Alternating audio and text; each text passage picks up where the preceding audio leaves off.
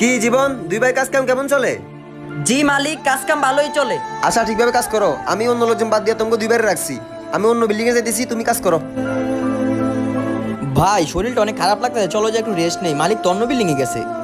হ ভাই, মালিক তো নাই। মালিক আইলে আবার আমরা কাজ করা শুরু করে দেবো, এখনকে ঘুমাই। আচ্ছা ঠিক আছে, চলো। জীবন, কাজ কাম শেষ হয়েছে?